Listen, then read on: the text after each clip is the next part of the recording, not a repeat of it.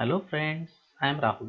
मैं आपको आपके अपने एफबी ग्रुप आमिको ऑटोमेशंस में स्वागत करता हूं। आज से हम लोग एक नई जर्नी की शुरुआत कर रहे हैं, एक्सेल वीबीए, जो कि आज की डेट में एक one of the important skills मानी जाती है। उसे हम लोग सीखने की कोशिश करेंगे। So let's get started, what to waste time. मैंने आपका जो ये पूरा कोर्स है उसको कुछ मॉड्यूल्स में डिवाइड किया हुआ है। There are two basic reasons behind this कि मैंने उसको क्यों स्प्लिट किया। एक साथ मैंने क्यों उसको साथ में एक बार एक ही कोर्स क्यों नहीं बनाया। First and foremost keeping in the fact in mind कि हम लोगों में से बहुत सारे लोग ऐसे हैं कि जिनका बैकग्राउंड सॉफ्टवेयर नहीं है, या जिनको प्रोग्रामिंग का बेसिक नॉलेज है या रादर उतना भी नहीं है। So to get acquainted with all those things and all those terminologies, कुछ अगर टाइम की रिक्वायरमेंट होगी, क्योंकि अगर हर कोई कंसेप्ट डाइजेस्ट करना है which is not a regular one, so it may take some time. So that is the first reason why I have split this all training into multiple modules. The second and first and foremost is कि जब हम लोग कोई भी नई चीज़ सीखने की कोशिश करती है तो उसमें आपको अगर एक्सपर्टाइज लेवल तक पहुंचना है, there is only one way out, आपको प्रैक्टिस करनी होगी। अगर आप कोई भी चीज़ सीखोगे यहाँ से और अगर कुछ देर के बाद उसको प्रैक्टिस में नहीं लाते हो तो आप डेफिनेटली भूल जाओगे। फॉर एग्जाम्पल, हम में से बहुत सारे लोग जैसे इंजीनियर्स हैं, हमने at the time of our graduation, college graduation और rather initial days of our career बहुत सारे सॉफ्टवेयर सीखे थे। उसमें से मोस्ट कॉमन रहेगा ऑटो कैड। तो ऑटो कैड जब हम सीख रहे थे तो उसमें हमने 50 कमांड सीखे होंगे। लेकिन आज अगर हम लोगों को ऑटो कैड पे बिठाया जाता है तो आई डाउट कि 10 से 15 के ऊपर हम लोग कोई कमांड याद भी कर पाएंगे। So that is the reason कोई भी सॉफ्टवेयर सीखना आसान होता है, बट अगर आपको उस पर कमांड हासिल करनी है तो आपको प्रैक्टिस करनी होगी। So instead of wasting time, just switch directly to our module one. तो मॉड्यूल वन में आज मैं आपके लिए कवर करूँगा, फर्स्ट फर्स्ट चैप्टर रहेगा उसमें रिकमेंडेशन का फर्स्ट बिट, जो बेस्ड ऑन माई एक्सपीरियंसेस है। जिस कि लास्ट 3 या 4 साल से मैं इस पर्टिकुलर एक्सेल वीबीए में काम कर रहा हूँ, बहुत सारी यूटिलिटीज डेवलप कर चुका हूँ।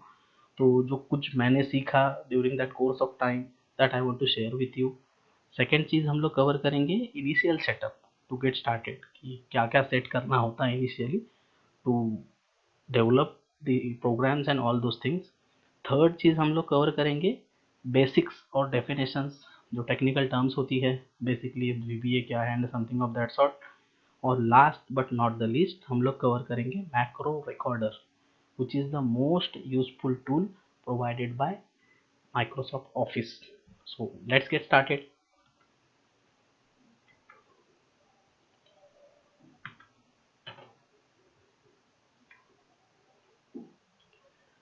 So few of the recommendations. Similar to other languages, जैसे कोई फॉर एग्जांपल ले लीजिए इंग्लिश, प्रोग्रामिंग लैंग्वेज में भी आपको कुछ चीज़ें सीखनी होती है। जैसे अगर आप इंग्लिश सीखने वाले हो या सीखना चाहते हो तो आपको वोकैबुलरी बिल्ड करनी पड़ती है, उसका ग्रामर समझना पड़ता है। Then you can go ahead with formation of sentences, paragraphs, and then only you can speak or write English fluently. Same thing is there in case of programming language as well. यहाँ पे vocabulary के तौर पर, या उसको ऐसा समझ लीजिए उसका रिप्लेसमेंट है ऑब्जेक्ट लाइब्रेरी। कुछ उसके ऑब्जेक्ट की खुद की प्रॉपर्टीज होती है, कुछ मेथड्स होती है, ये सब आपको सीखना होता है। Then and then only you can write basically codes for a particular procedure. Second recommendation में अगर बोलूँ तो जो भी, अगर मैं आपको कोई लेसन सिखा रहा हूँ, जो वीडियो में आपको मैं कुछ अगर कर रहा हूँ एक्सेल में, आई रिक्वेस्ट कि आप भी साइमल्टेनियसली वीडियो में जो चीज़ की जा रही है वो आप अपनी लेवल पे अपने पीसी पे साइमल्टेनियसली करें।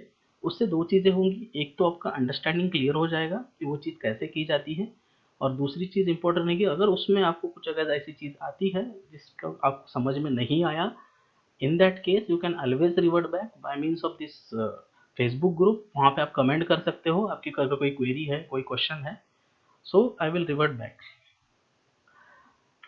थर्ड रिकमेंडेशन रहेगा, एक चीज़ होती है कि मैंने आपको बोला है कि आप प्रैक्टिस कर लो बहुत सारी चीज़ों का। जब आप वीडियो देखोगे तो डेफिनेटली आप प्रैक्टिस करोगे, I am sure. But after that, जब तक मेरा सेकेंड वीडियो लोड होगा, उसके बीच में जो टाइम फ्रेम रहेगा, उसमें ये हो सकता है कि आपका जो पहला वीडियो आपने सीखा था उसमें जो चीज़ें आपने सीखी थी वो शायद आप भूल जाओ, या फिर क्योंकि आप अगर फर्स्ट टाइम प्रोग्रामिंग कर रहे हो तो इट इज़ क्वाइट सिंपल कि ऐसा होता ही है। तो उसके लिए मेरे पास एक सॉल्यूशन रहेगा जो मैंने इम्प्लीमेंट किया था प्रैक्टिकली। तो आपका जो आप काम कर रहे होंगे, आपका जो जॉब प्रोफाइल रहेगा, डे टू डे एक्टिविटीज़ रहेगी, उसके साथ आपने जो कुछ भी सीखा है उसको लिंक कीजिए। मतलब अगर कोई मैंने आपको अगर कोई एक फंक्शन सिखाया, आप एक देखो कि आप अगर कोई शीट बना रहे हो आपके जॉब प्रोफाइल की यहाँ पे या फिर जहाँ पे आप ऑर्गेनाइजेशन में काम करते हो वहाँ पे, तो वहाँ पे आप इसमें से कोई कुछ चीज़ यूज़ कर सकते हो क्या? अगर आप यूज़ करोगे तो आपके लिए बेहतर रहेगा, क्योंकि उस चीज़ में एक होगा कि आप इन फंक्शन से दूर नहीं जाओगे कभी भी, और जो फ्लो मेंटेन करना है हम लोगों को, उसमें हम लोग फ्लो में रहेंगे और उससे बाहर नहीं होंगे। तो let's start with initial setup. तो क्या चीज़ें हम लोगों को इनिशियली सेट करनी है एक्सेल में, क्योंकि एक्सेल तो माइक्रोसॉफ्ट ऑफिस सबके पीसी में इंस्टॉल बाय डिफ़ॉल्ट होता ही है, बट कुछ बेसिक चीज़ें हैं माइनर, उसको जो आपको पहले इनिशियली सेट कर लेना होता है, so that we can begin with our next modules. So first and foremost thing है कि एक्सेल जब 2010 के पहले वाला था, तो आपने ऑब्जर्व किया होगा कि उसका जो एक्सटेंशन आता था फाइल का वो डॉट एक्सएल एस था। वहाँ पे ऐसा कोई अलग अलग एक्सटेंशन नहीं आता था, लेकिन आज की डेट में आप देखोगे जिस पर्टिकुलर शीट में अगर आपने ऑब्जर्व किया होगा नॉर्मल एक्सेल होगी तो उसका जो एक्सटेंशन रहेगा that will be XL S x. और अगर उस शीट में पर्टिकुलरली कोडिंग किया होगा या मैक्रो होगा प्रेजेंट, तो उसका एक्सटेंशन होगा डॉट एक्सएल एस एम। तो ये चीज़ कैसे करनी है, let's switch to our blank workbook. मैंने एक ब्लैंक वर्कबुक ओपन की है जैसे कि आप देख रहे हो यहाँ पे। तो आपको क्या करना है, एक्सेल में जाके सीधा एक ब्लैंक वर्कबुक ओपन करनी है, और अगर आपको इसमें कोई कोडिंग करनी है, सीखनी है, रिकॉर्ड करनी है, तो पहली चीज़ आपको करनी होगी कि फाइल में जाना होगा, सेव एज, उसमें जाके कोई भी एक फ़ोल्डर चूज़ कर लीजिए। जैसे मैंने अभी मॉडल 1 का ट्रेनिंग चल रहा है तो मैंने मॉडल 1 इंट्रोडक्शन का फ़ोल्डर ही बना के रखा है मेरे यहाँ पे। उसको मैं सिलेक्ट करता हूँ, और इसमें आपको जो नीचे वाला ऑप्शन है file name, you can put what ever you want. जैसे चलिए मैं आपके लिए यहाँ पे लिख देता हूँ मॉडल 1, ठीक है। और जो सबसे इम्पोर्टेंट चीज़ है सेव एज टाइप, यहाँ पे अभी लिखा हुआ है Excel workbook dot Excel S X, इसको हमको चेंज करना है to second option Excel macro enabled workbook, जो आपकी फाइल का एक्सटेंशन बना देगा dot Excel S M. Okay, now अभी ये कुछ वार्निंग्स देगा, ये इसको कैसे टैकल करना है, इसके साथ कैसे डील करना है during the course of time मैं आपको सब बताता रहूँगा। फॉर द टाइम भी विल क्लिक ऑन ओके। तो now you can see module 1 का जो एक्सटेंशन है now it is change to dot Excel S M, ठीक है। तो this is the first thing of the first part of rather initial setup. Second thing, displaying developer tab. Again we'll switch to that workbook. यहाँ पे आप देखोगे तो यहाँ पे कुछ मेनूज दिए हुए एक्सेल ने बाय डिफॉल्ट, वहाँ पे आप देखोगे तो मेरी केस में शायद ये जो डेवलपर मेनू आपको दिख रहा है, यहाँ पे जो टैब दिख रहा है, आपके पीसी पे या आपके सिस्टम पे नहीं होगा। इट डज नॉट मीन कि आपका एमएस ऑफिस का जो वर्जन है वो अलग है, मेरा वाला अलग है, मेरा क्रैक्ड है अनक्रैक्ड है, ऐसा कुछ है नहीं। वहाँ पे ये जो चीज़ होती है developer tab, basically by default Excel में जब आप इंस्टॉलेशन करते हो एमएस ऑफिस का, ये हिडन होती है, इसको आपको चेक करना होता है, ये अनचेक्ड होती है। तो इसको अगर चेक करना है तो टू मेथोडोलॉजीज है। फर्स्ट ऑफ विच इज, यहाँ से आप कर सकते हो, यहाँ पे जाके कस्टमाइज रिबन का एक ऑप्शन होता है, मोर कमांड्स में जाओगे, ठीक है। यहाँ पे कस्टमाइज रिबन होता है, यहाँ से भी आप कर सकते हो। यहाँ पे आपको अगर प्रॉब्लम लगता है तो मैं आपको एक और वे बताता हूँ। यहाँ फाइल में जाओ आप, वहाँ पे ऑप्शंस का आपको एक ऑप्शन मिलेगा, उसमें आगे जाओगे तो कस्टमाइज रिबन, और यहाँ पे आप देखोगे तो मेरा डेवलपर टैब जो है आपके केस में शायद अनचेक होगा। अनचेक होगा तो आपको वहाँ पे नहीं दिखेगा मेन व्यू में, तो आप उसको चेक कर लो, ओके कर लो, सो दैट यहाँ पे वो आ जाएगा।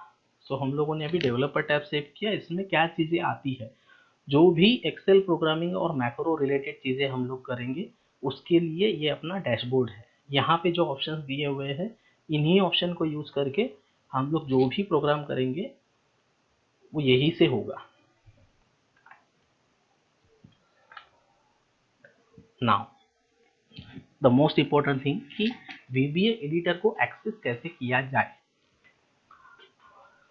आप में से बहुत सारे लोगों ने ये एक्सेस किया होगा, आपको पता भी होगा, बट जैसे कि हमारे साथ बहुत सारे अदर लोग भी जुड़े हुए हैं और उनको मे नॉट बी कि आइडिया होगा नहीं होगा पता नहीं, सो उनके लिए ही सही तो मैं उनको बेसिक से बताऊंगा। तो डेवलपर में आप जाओगे, जब ये टैब सिलेक्ट कर लोगे यहाँ पे विजुअल बेसिक का एक ऑप्शन मिलता है, उसको आप क्लिक करोगे तो ये जो चीज़ ओपन होगी, ये जो विंडो, इसको कहा जाता है विजुअल बेसिक एडिटर। हम लोगों को जो भी प्रोग्रामिंग करनी है, जो सब वो वर्क बैकग्राउंड में होता है, वो यही कहीं होगा। यहाँ पे हम लोग जो प्रोग्राम टाइप करेंगे, जो प्रोग्रामिंग करेंगे, उसी का जो आउटपुट रहेगा वो हम लोगों को मेन विंडो में दिखेगा। So this is one way to access this Excel VBA editor window. उसमें सेकेंड मेथड भी है। उसके लिए आप अपने डेस्कटॉप से अगर अल्ट F11 प्रेस करोगे तो ही आपको वो गाइड करेगा और वहाँ पे आपको विजुअल बेसिक एडिटर में ही लेके जाएगा। So these are the two ways to access this Excel Visual Basic Editor window.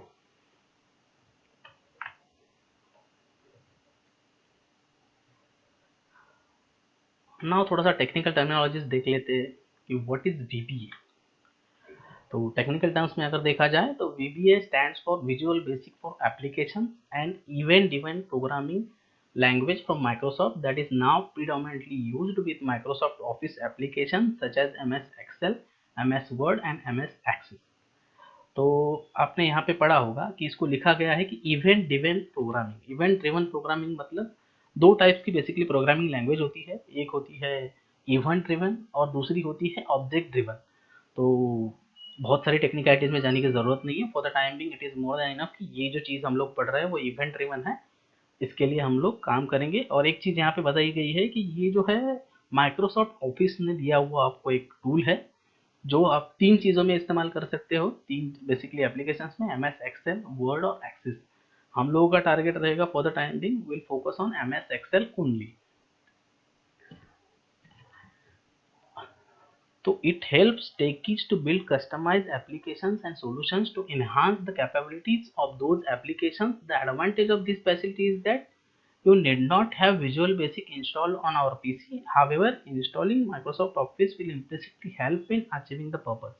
इसका मतलब क्या होता है, विजुअल बेसिक एप्लीकेशन जो है, ये ऐसा समझ लीजिए कि एक बाय प्रोडक्ट है विजुअल बेसिक का। जो विजुअल बेसिक 6 लैंग्वेज जो आती थी, या अभी उसका जो अपग्रेड वर्जन आए हुए हैं VB.NET और समथिंग, पहले क्या करना होता था कि अगर आपको विजुअल बेसिक में प्रोग्रामिंग करनी है तो लाइक अदर सॉफ्टवेयर, आपको वो पर्टिकुलर सॉफ्टवेयर इंस्टॉल करना होता था आपकी सिस्टम पे, तभी आप उसमें प्रोग्रामिंग कर सकते थे। लेकिन अभी माइक्रोसॉफ्ट ऑफिस ने क्या किया कि एक जो डेवलपर टैब ऐड किया है, उसमें उसने एक फंक्शनलिटी प्रोवाइड की है सबके लिए जो भी यूज़ कर रहा है एमएस ऑफिस, कि आप बिना इंस्टॉल किए, क्योंकि उसने ये जो विजुअल बेसिक का जो विजुअल बेसिक एप्लीकेशन पार्ट है, उसको एमएस ऑफिस सूट का इंटीग्रल पार्ट बना दिया। तो आप जब भी एमएस ऑफिस इंस्टॉल करते हो तो बाय डिफॉल्ट ये VBA इंस्टॉल हो जाता है।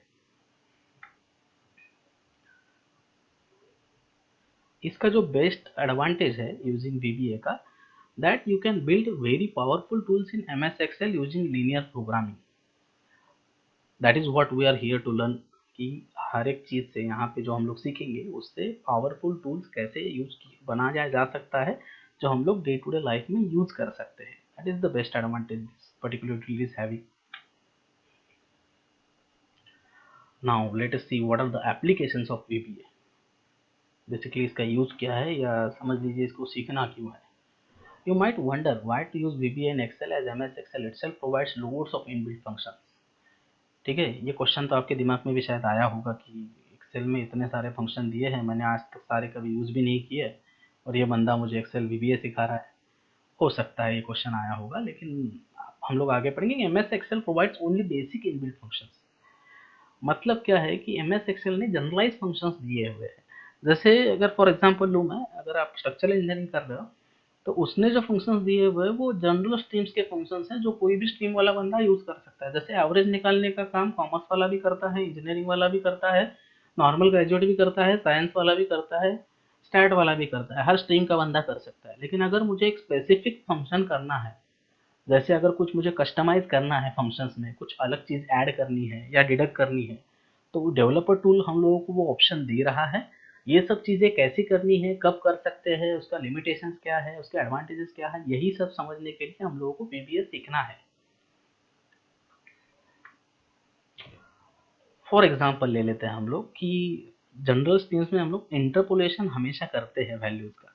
दो वैल्यू दी है, थर्ड वैल्यू हम लोगों को इंटरपोलेट करके अगर वर्कआउट करनी है, ये रेगुलर है। बट अगर आप ठीक से देखोगे तो एक्सेल ने जो इनबिल्ट फंक्शन की लाइब्रेरी दी हुई है उसमें ये वाला फंक्शन कवर नहीं किया है। तो ये अगर हम लोगों को फ्रिक्वेंटली करना होता है तो थोड़ा सा इट कम्बरसम है कि आपको फॉर्मूला पूरा हर बार टाइप करने होते हैं। That is not a very good practice कि डे टू डे लाइफ में अगर आपको यूज़ हो रहा है तो आप उसको ऑटोमेट कर लो। तो ये चीज़ आपको अगर करनी है, इंटरपोलेट का आपको फॉर्मूला इंट्रोड्यूस करना है, that you can do with the help of VBA। ये कैसे करना है, कैसे होता है, हम लोग आगे सीखेंगे। ना आज के दिन का जो अट्रैक्शन मैं बोलूँ तो यही चीज़ है जिसके बारे में मैं बात कर रहा था, रिकॉर्डिंग अ पर्टिकुलर मैक्रो। ठीक है, तो एक्सेल VBA में दो टाइप से प्रोग्रामिंग की जाती है। फर्स्ट टाइप होता है आपका कि आप रिकॉर्ड कर लो मैक्रो, अगर आपको बिल्कुल बेसिक नॉलेज नहीं है प्रोग्रामिंग का या इवन आप सीखना भी नहीं चाहते हो बट आपको कोई चीज़ ऑटोमेट करनी है, तो in that case you can record a macro. तो एक्सेल क्या करेगा, बैकग्राउंड में वो जो हम लोगों ने आपको VBA एक्सेस एडिटर दिखाया हुआ था वहाँ पे पूरा वो रिकॉर्ड कर लेगा मैक्रो, वो जो सेट ऑफ इंस्ट्रक्शंस है, और उसके अकॉर्डिंगली काम करेगा। और सेकंड एंड बहुत ही ज़्यादा इम्पोर्टेंट जो इसका यूज़ है रिकॉर्डिंग का मैक्रो का, इवन दो आप अगर सीखते हो पूरा जो ये कोर्स कंटेंट है या उसके बाद आप प्रैक्टिस करते हो, ये सब करते हो, फिर भी अगर कहीं पे आप स्टकअप हो जाते हो, कोई नई चीज़ आपको सीखनी है कि अगर कोई पर्टिकुलर कोड कैसे लिखना है, आप एरर अगर आ रहा है, आप जो कोड लिख रहे हो उसको रेक्टिफाई करने के लिए आपको समझ में नहीं आ रहा है, तो आप एक रिकॉर्डर की हेल्प ले सकते हो। वही चीज़ आप रिकॉर्डर में करके देखोगे तो एक्सेल आपको बता देगा कि किस कंटेंट्स में कैसे वो फॉर्मूला या पर्टिकुलर कोडिंग लिखनी है, so that it works in the way you want. Macro जब रिकॉर्ड करने की कोशिश करेंगे हम लोग, तो फर्स्ट ऑफ ऑल हम लोग देख लेते हैं कि रिकॉर्डर कहाँ पे एक्टिवेट होगा। तो डेवलपर टैब में आप जाओगे तो यहाँ पे एक ऑप्शन दिखेगा आपको रिकॉर्डर मैक्रो का। ठीक है, before going ahead I want to clarify two things. First of all is, यहाँ पे दो टाइप के रेफरेंसेस होते हैं। जब आप मैक्रो रिकॉर्ड करोगे कोई भी शीट के लिए, तो आपको ये रेफरेंसेस समझना ज़रूरी है कि इसका मतलब क्या होता है और ये कब काम में आते हैं। तो उसमें से फर्स्ट टाइप रहेगा एब्सोल्यूट रेफरेंस। एब्सोल्यूट रेफरेंस क्या होता है? Absolute cell reference is one that does not change. यहाँ पे हम लोग अगर देखेंगे तो जब रिकॉर्ड मैक्रो हम लोग क्लिक करेंगे या व्हाट्सएवर, यहाँ पे आपको कहीं भी एब्सोल्यूट रेफरेंस का ऑप्शन नहीं नज़र आ रहा है। क्यों नहीं नज़र आ रहा है? क्योंकि ये by default set he absolute reference के लिए होता है, तो यहाँ पे उसके लिए कोई आपको बटन कभी भी नज़र नहीं आएगा। ठीक है, तो that is what it is saying कि ये चेंज नहीं होता regardless of which cell on your worksheet is active when you run the macro, your macro output will always be created in the same position on your worksheet. एक technical terminology है, समझने में अगर difficult है तो एक काम करते हैं हम लोग, एब्सोल्यूट रेफरेंस प्रैक्टिकली करके देखते हैं कि होता क्या है। ठीक है, तो हम लोग यहाँ पे एक मैक्रो रिकॉर्ड करने की कोशिश करेंगे। To start with this will be our first exercise working with VBA। ठीक है, तो मैं रिकॉर्ड VBA पे क्लिक कर रहा हूँ। यहाँ पे अगर आप देखोगे तो वो पूछ रहा है कि आपको मैक्रो का नेम अगर देना है इस विंडो में तो आप दे सकते हो। फॉर द टाइम बिंग मैं ABS अंडरस्कोर मैक्रो कर लेता हूँ, या फिर रेफरेंस कर लेते हैं फॉर बेटर अंडरस्टैंडिंग कि एब्सोल्यूट रेफरेंस के लिए हम लोग मैक्रो रिकॉर्ड कर रहे हैं। एक चीज़ आपको ध्यान में रखनी होगी, मैक्रो का जब भी आप नाम दो उसमें स्पेस वगैरह अलाउड नहीं है। तो स्पेशल कैरेक्टर्स के तौर पर बेसिकली अंडरलाइन या डैश आप दे सकते हो। अंडरस्कोर इज बेटर, जो हमेशा यूज करता हूँ मैं। शॉर्टकट की मेरा रिकमेंडेशन रहेगा फॉर द टाइमिंग आप शॉर्टकट की मत दो, क्योंकि जो MS ऑफिस के इनबिल्ट फंक्शन है जैसे Ctrl+C Ctrl+V, उसको आपका ये मैक्रो का जो फंक्शन है वो डिस्टर्ब कर सकता है। तो for the time being will keep it as blank. Macro save कहाँ पे करना है, that is again a very important thing. इस पे हम लोग आएंगे। For the time being will proceed with recording this macro. Description में हम लोग लिखेंगे सीधा सीधा एब्सोल्यूट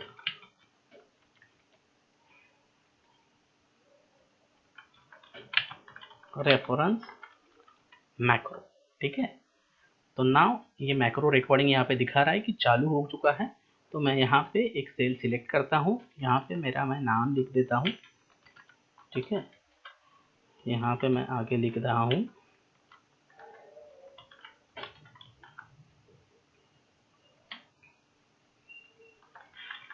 रैंडम टेक्स्ट, कुछ भी मैं लिख रहा हूँ just for the purpose of example और अंडरस्टैंडिंग। और यहाँ पे चाहिए तो हम लोग आज की डेट डाल देते हैं। ठीक है, नाउ इसका मैं थोड़ा सा सेटअप कर लेता हूँ। जैसे इसको मैं सिलेक्ट करता हूँ, होम में जाके अलाइनमेंट इसकी चेंज कर दूंगा मैं और इसको बोल्ड कर दूंगा। इतना सब हो जाने के बाद चाहिए तो हम लोग उसको अंडरलाइन भी कर सकते हैं। चलिए अंडरलाइन भी कर ही देते हैं। अंडरलाइन कर लिया तो अभी डेवलपर टैब में जाके यहाँ पे जो ऑप्शन आता है स्टॉप रिकॉर्डिंग, तो फॉर द टाइम भी मैंने इसको रिकॉर्डिंग को स्टॉप कर लिया। अभी इसके बाद मैं कोई भी एक्शन करूँगा वो मैक्रो रिकॉर्ड नहीं कर रहा है क्योंकि मैंने रिकॉर्डर बंद कर दिया है। तो ये हो गया फर्स्ट एंड फॉरमोस्ट अपना एब्सोल्यूट रेफरेंस, क्योंकि हमने कोई भी उसको ऑप्शन सिलेक्ट नहीं किया था। ठीक है, तो अगर ये हमने अभी जो कुछ भी चीज़ की है वो अगर हमको देखना है कि मैक्रो रिकॉर्डर ने क्या चीज़ रिकॉर्ड की, वो उससे क्या होगा, कैसे करेगा, तो उसके लिए मैं एक काम करता हूँ, यहाँ पे जाके सिलेक्ट करता हूँ जो कंटेंट मैंने अभी क्रिएट किया था ड्यूरिंग दैट मैक्रो रिकॉर्डिंग, इसको मैं क्लियर ऑल कर देता हूँ। ठीक है, तो शीट फिर से ब्लैंक हो गई। अभी जो चीज़ आती है मुझे देखना है कि मैक्रो को मैंने जो रिकॉर्ड करने को बोला था उसने ठीक से किया है क्या और उसका आउटपुट क्या रहेगा। तो उसके लिए मैं क्या करूँगा, डेवलपर में जाऊँगा, यहाँ पे मैक्रोज, यहाँ पे एक ऑप्शन दिया होता है जिसको यहाँ पे जैसे दिख रहा है, आप दो तरीके से एक्सेस कर सकते हो मैक्रो एडिटर को, या जो रिकॉर्डेड मैक्रोज है उसके इंडेक्स को। एक यहाँ से एक्सेस कर सकते हो जहाँ पे मैक्रोज लिखा हुआ है, या अल्ट F8 ये शॉर्टकट की है। तो चलिए हम लोग मैक्रोज से एक्सेस कर लेते हैं। ये वाला जो है एब्सोल्यूट रेफरेंस, ये वाला मैक्रो हमने रिकॉर्ड किया था। इसको स्टोर कहाँ किया था, जो यहाँ पे लिखा हुआ है कि वर्कबुक में जितने भी ओपन मैक्रोज है वो दिखा रहा है फॉर द टाइम बीइंग, जैसे कि हमने एक ही रिकॉर्ड किया है तो एक ही दिख रहा है। तो इसको रन कर लेते हैं, देखते हैं क्या करता है। हाँ, तो अभी आप देखोगे कि ये चीज़ मैंने डिलीट की हुई थी। Let us do it again. कुछ नहीं है यहाँ पे, टोटल ब्लैंक है। ठीक है, तो मैंने जो मैक्रो रिकॉर्ड किया हुआ था उसको हम लोग एक काम करेंगे, फिर से रन करेंगे। मेरा कर्सर अभी आप देखोगे तो K3 सिलेक्टेड है, सेल वाला है K3। बट अभी आप देखोगे जब मैं इसको रन करूंगा तो वो जो भी कंटेंट पेश कर रहा है, जहाँ पे मैं जब मैक्रो रिकॉर्डर चालू किया था, मैंने जब रिकॉर्ड करने की कोशिश की थी और जहाँ पे मैंने इंक्रीज की हुई थी वो वहीं पे इंक्रीज कर रहा है irrespective of my cursor location, that is called exact reference और एब्सोल्यूट रेफरेंस। आई थिंक इससे आपको थोड़ा सा आइडिया आ चुका होगा। चलिए नेक्स्ट देख लेते हैं कि इसके बाद का जो रेफरेंस टाइपोलॉजी है वो क्या रहेगी। तो ये हो गया एब्सोल्यूट रेफरेंस जिसका हमने अभी एग्जांपल देख लिया। अभी देखते हैं next type of reference which is relative reference. Relative reference क्या होता है? In case of relative cell reference, the macro output will be created on the position of the cell that is active when the macro is run। मतलब क्या, जैसे मैंने आपको बताया था जो लास्ट टाइम हमने जो मैक्रो रन किया उसमें मेरा K3 सेल सिलेक्टेड था, फिर भी जो आउटपुट आ रहा था वो आउटपुट पर्टिकुलरली उन्हीं सेल्स में आ रहा था जहाँ पे मैंने एंट्रीज की थी during recording. But relative reference ऐसा नहीं करेगा, क्योंकि इस केस में क्या होता है, in this case macro recorders records relative cell references. चलिए फिर से एक बार एक्सेल में जाते हैं कि ये कंसेप्ट डाइजेस्ट करने के लिए। ठीक है, तो अभी इस बार जब मैं रिकॉर्डिंग मैक्रो चालू करूंगा उसमें यहाँ पे जो सेकंड ऑप्शन दिख रहा है आपको, यूज रिलेटिव रेफरेंसेस, ठीक है, उसको मैं सिलेक्ट कर लूंगा। तो अभी वो क्या करेगा, वो एब्सोल्यूट रेफरेंस नहीं ले रहा है, मैंने जो डिफॉल्ट सेटिंग है उसकी चेंज कर दी। अभी मैं चाहता हूँ कि जो मैक्रो रिकॉर्ड हो that is with respect to relative references. ठीक है, now click on record macro button. Again हम लोग यहाँ पे क्या करेंगे, रिलेटिव मैक्रो। ठीक है, फिर से ये ब्लैंक रहेगा और इसको हम लोग फॉर द टाइम भी इग्नोर करेंगे। तो यहाँ पे मैं लिख दूंगा रिलेटिव रेफरेंस मैक्रो। ठीक है, तो ये रिकॉर्डर चालू हो गया, जैसे कि आप देख रहे हो। यहाँ पे भी मैं चाहिए तो वही इंक्रीज कर देता हूँ।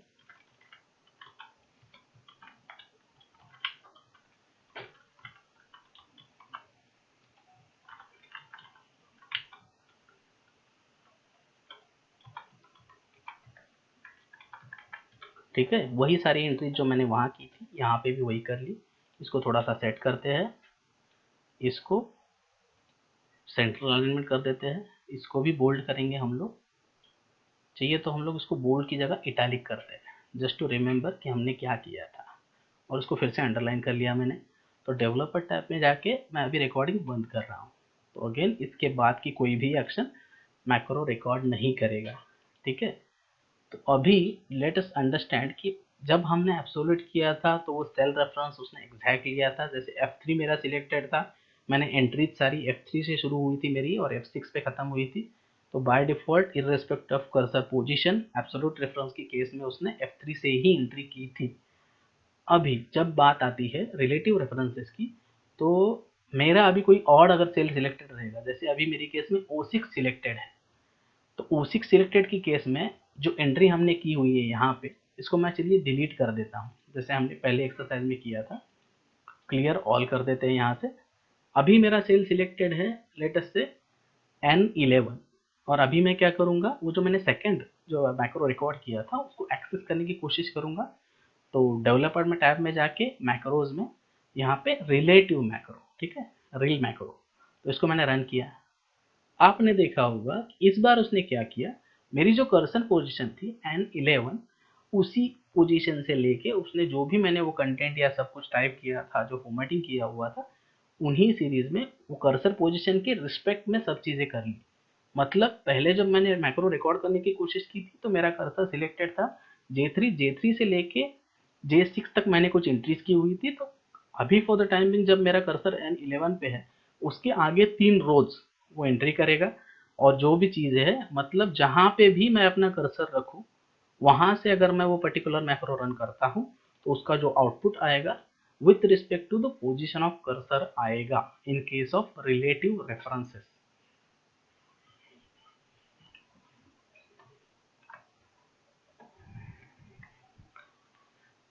नाउ जब एब्सोल्यूट रेफरेंस और रिलेटिव रेफरेंस आप एक बार अपनी तरफ से कर लीजिए, मेरा जैसे पहले भी सजेशन और रिकमेंडेशन था कि जब आप ये वीडियो देखोगे उसी के साथ प्रिफरेबली आप ये प्रैक्टिस कर लो, तो आपको समझ में आ जाएगा कि उसमें मतलब क्या है, उसका कोई डिफरेंस है क्या, और वो कैसे वर्क करता है।